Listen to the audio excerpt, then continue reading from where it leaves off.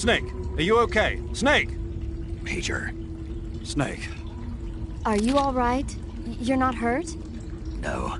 That was a hell of a drop, but I'm fine. Looks like there's no way back up, though. I see. Well, anyway, it's good to hear you're not injured. Slipping and falling may not have been part of the plan, but getting into that cave was. Proceed further into the cave. The cave seems to be structured like a maze, but there's an exit somewhere. Find a way out of the cave and head for the aqueduct. All right, but it might take me a while to get through this cave. Are you hurt? No. Is it the enemy? Did they set a trap for you? Not that either. Then what is it? It's dark in here. Dark? Yeah, there's no light anywhere. I should have brought a flashlight with me. So what you're saying is that it's going to take you a while because you don't have a flashlight? Right. Snake, if you don't have a flashlight, you should be looking for a substitute. I tell you, American soldiers these days rely too much on ready-made equipment. Here we go again. What was that? Nothing. American soldiers rely too much on ready-made equipment. And not only that, they can't seem to grasp that one piece of equipment can have multiple functions. Back when I was in the SAS, we never had that problem. We were trained to use every piece of equipment in as many ways as possible. If you don't have a flashlight, look for something else. You need to develop flexible, innovative thinking if you want to... Hey, are you listening to me? Yeah, of course I am. First, take a look at what you're carrying with you now. Don't you have anything that can provide you with some light?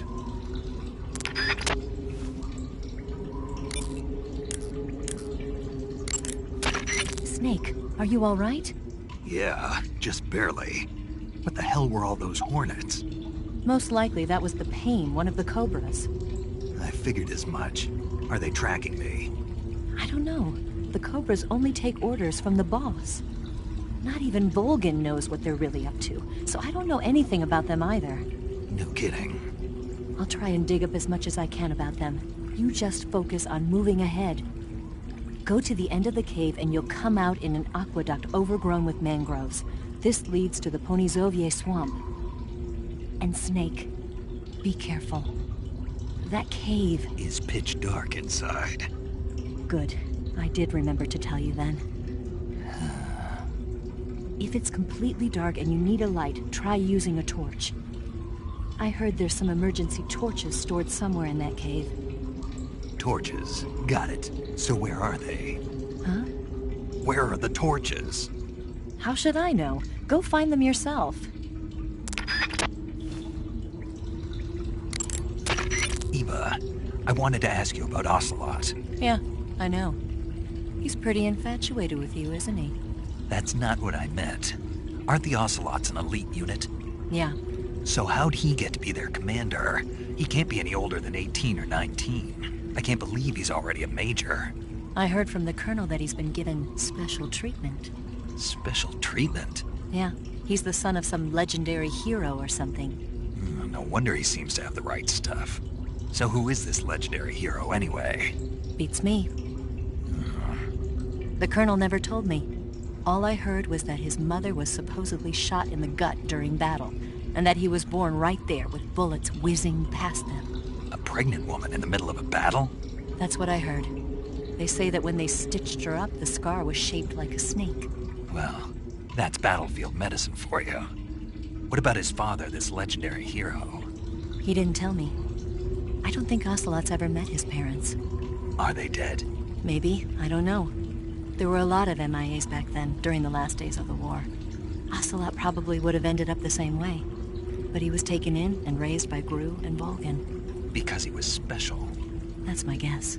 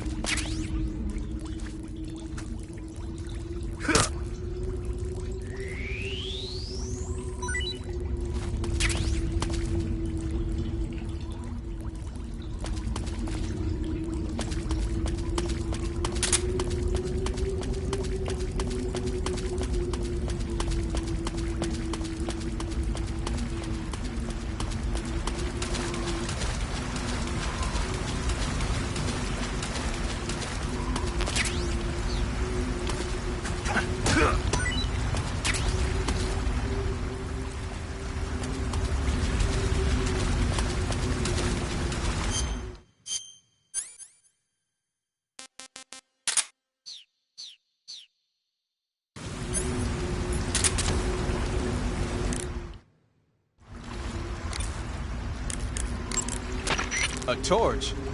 A little primitive, but a light's a light. From what I can tell, that torch is made of white birch dipped in turpentine.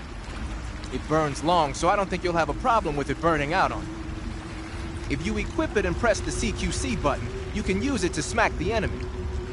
You can also swing it around by pressing that button repeatedly. Useful when you need to clear the room of bats and stuff. With the weapon button, you can light and extinguish a torch, so make sure that thing is out if an enemy is closing in. Get used to it. The light from the torch is visible from a long way off, though. It probably goes without saying, but marching into battle with a torch in your hand is not the sanest course of action. You should only light a torch when you're someplace like a cave where you can't find your way around without a light. Yeah, I hear you.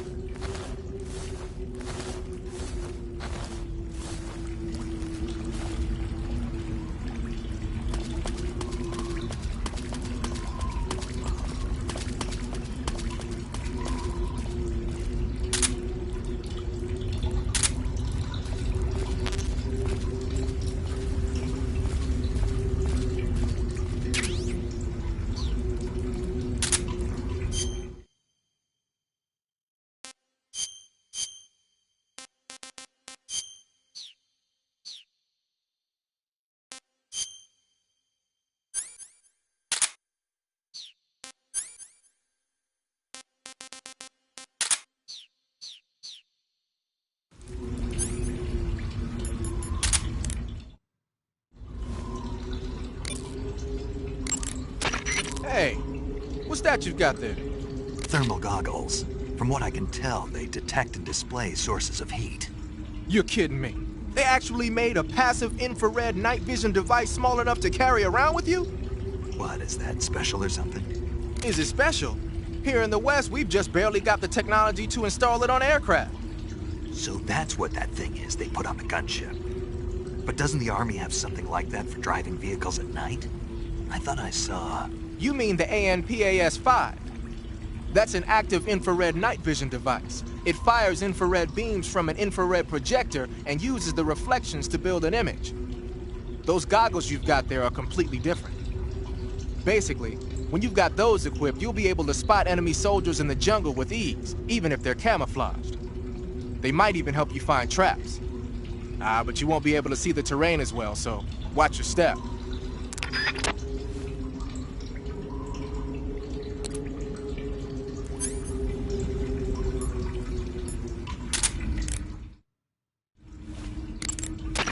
Hey, what's that you're wearing?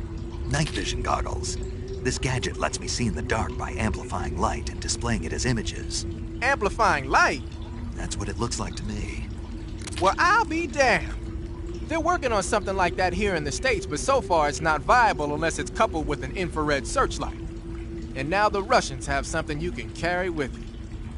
Anyway, those goggles should give you a decent visual range, even in dark places. But don't look at anything bright like fire, or it'll get burned into your eyes and you won't be able to see for a while. Be careful.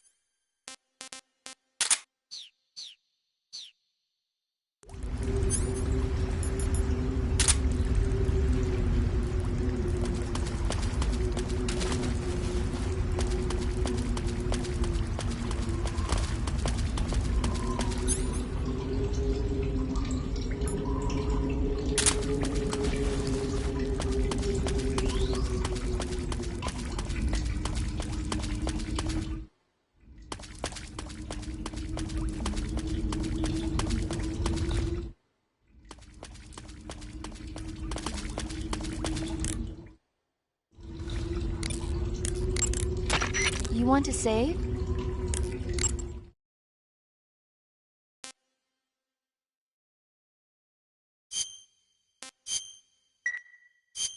Snake, have you heard of The Last War?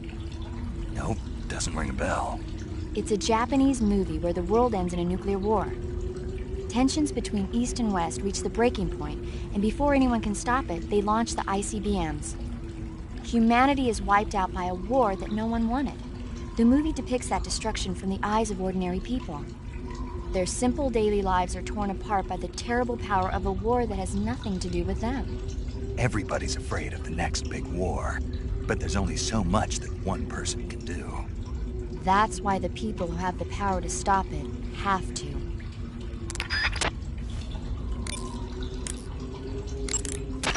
That cave is known as Chornaya Peshara.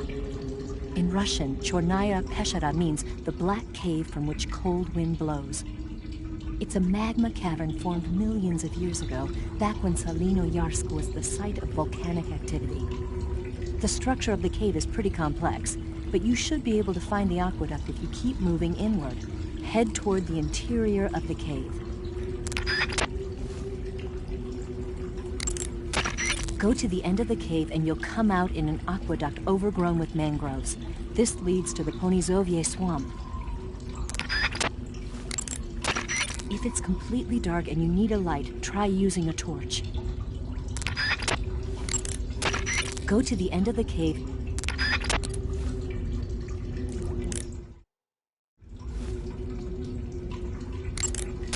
Go to the end of the cave and you'll come out in an aqueduct overgrown with mangroves.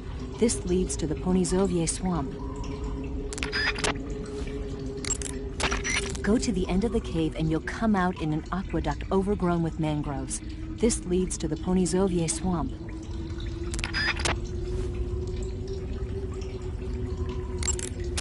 If it's complete... If it's...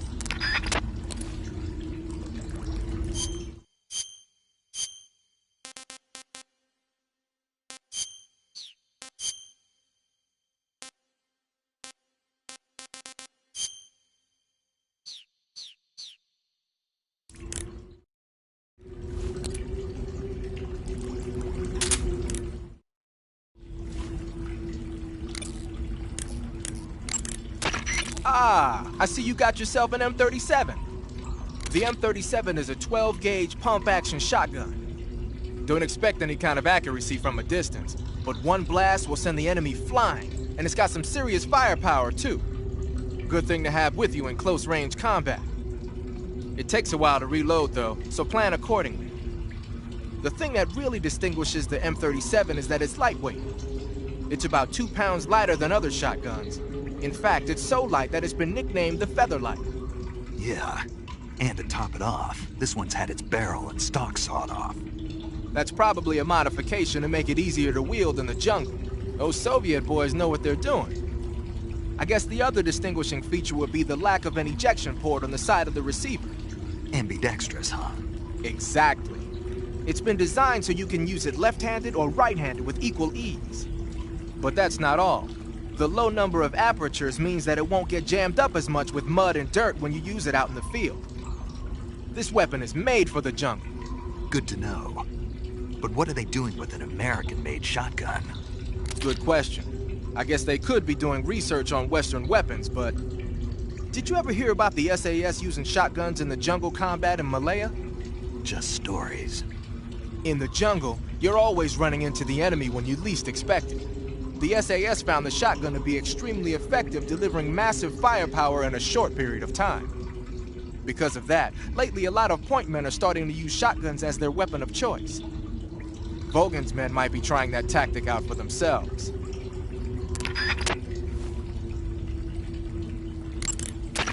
The camo pattern you're wearing now is called Snow. Snow, as you might have guessed, is a winter camouflage developed to provide cover in a snowy environment. It's not solid white, though. It's got a little bit of vegetation pattern mixed in, too. It should work pretty well if you wear it against a white background. You're wearing snow face paint. Snow face paint was designed for use in Arctic operations. It's most effective against snowy backgrounds.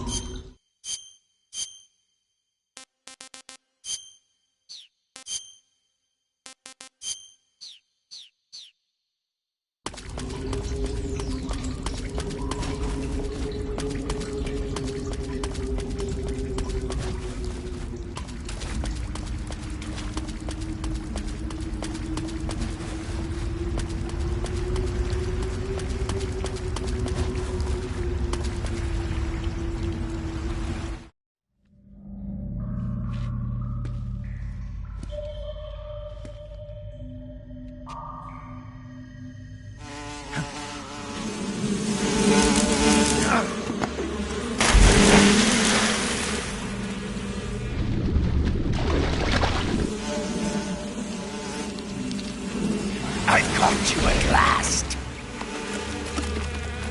We are the sons of the boss. I am the pain.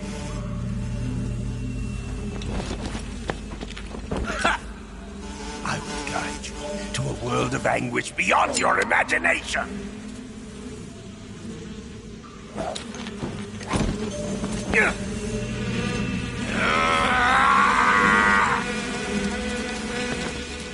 Let's get started.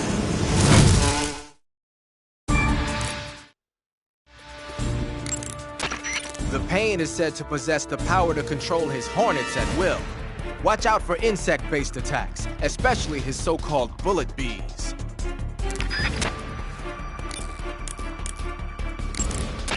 The Pain has the power to control swarms of hornets at will. Watch out for his hornet-based attacks.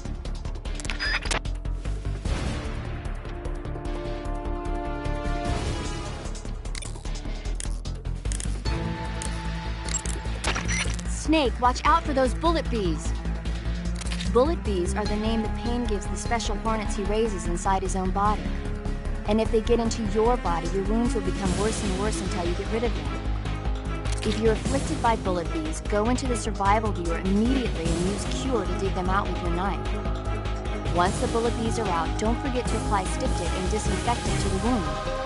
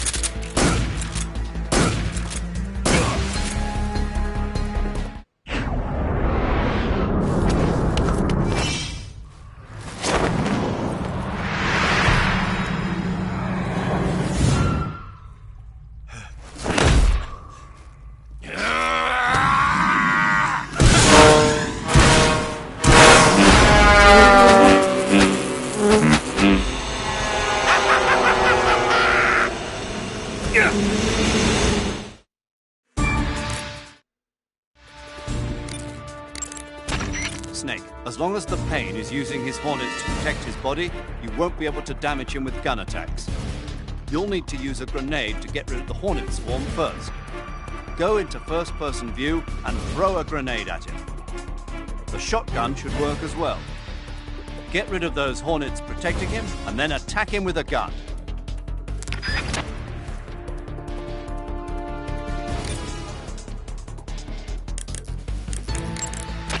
Not even the Pain's special breed of hornets will be able to follow you underwater. You're a good swimmer, right? If you're being harassed by any hornets, dive into the water.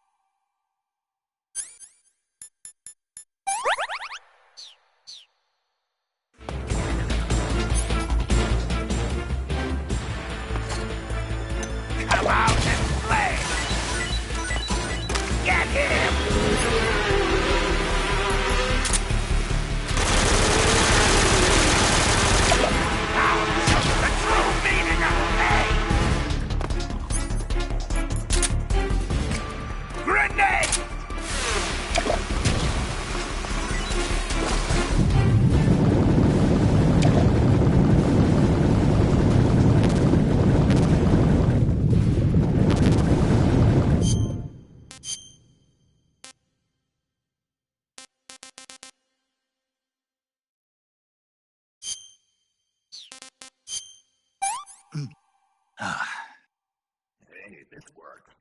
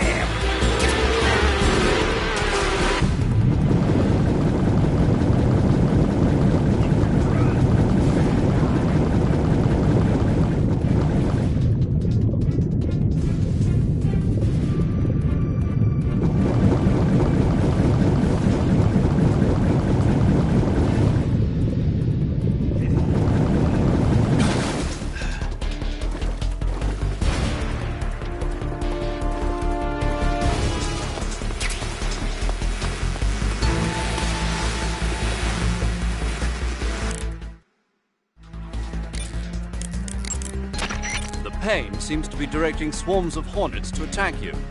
Be careful. If you're attacked by a swarm of hornets, your life will steadily decrease. When the hornets come to attack you, you can cause the swarm to scatter by shooting at it with your gun. Also, the hornets can't follow you into the water, so you can get away by diving into the water. Hornets are also vulnerable to fire and smoke. You can keep them away from you by using a smoke grenade. Swinging a torch around using the CQC button should also work.